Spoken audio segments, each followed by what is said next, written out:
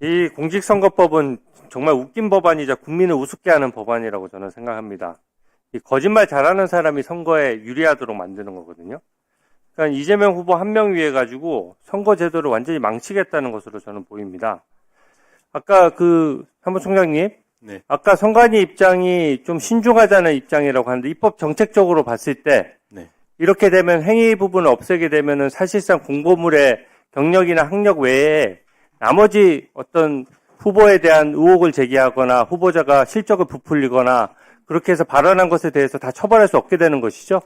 실적 같은 경우에는 저희가 이제 간단히 말씀해 주세요. 네. 경력에 포함돼서 처벌한 예는 있습니다. 다만 컨덕트, 즉 단순한 행위, 사실관계에 대한 행위 여부에 대한 허위사실에 대해서는 입법적 공백이 발생한 건 맞고요. 네.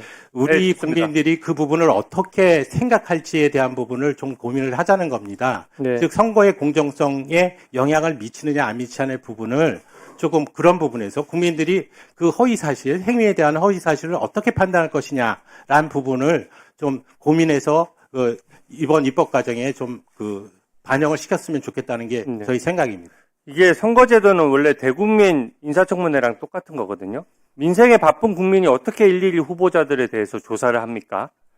이 후보자가 여러 의혹이 제기되면 진실을 밝힐 의무가 있는 거예요. 그렇게 안 하면은 모든 의혹 제기나 어떤 비리 의혹이 제기됐을 때 그냥 아닌데요?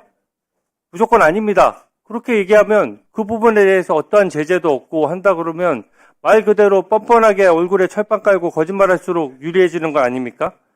그리고 국회 인사청문회 제도하고도 균형이 안 맞아요. 국회의원들은 지금 국회에서 인사청문회, 정부 부처 장관들 인사청문회 하면서 자료 제출 요구 다 하라고 하고 뭐만 뻑하면은 위증죄로 고발하겠다라고 합니다.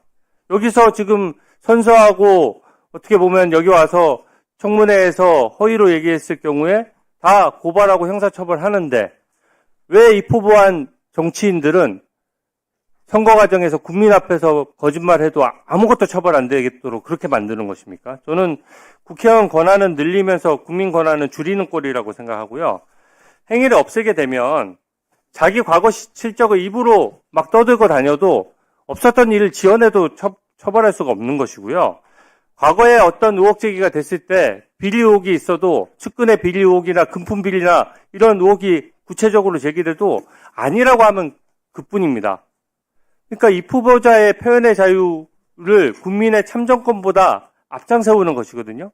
이게 지금 저는 이렇게 선거제도가 바뀌어서는 선관위 실무자들이 엄청나게 이 부분에 대해서 우려할 것이라고 생각하는데 아까 신중한 입장이라는 것에 대해서 한 번 더 설명해 주세요.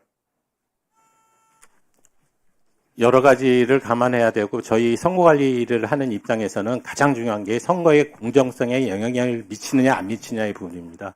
이런 부분을 선거관리위원회가 직접적으로 맞다 틀리다라는 말씀을 드리는 것보다 선거법에 대한 부분은 입법적으로 해결해야 될 부분이기 때문에 입법 정책적으로 우리 국회에서 잘 논의해 주시기를 바랍니다.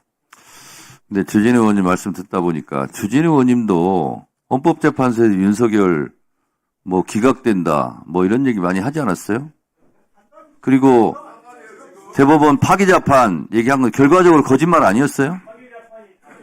어? 아니 주장을 담은 거짓말이죠.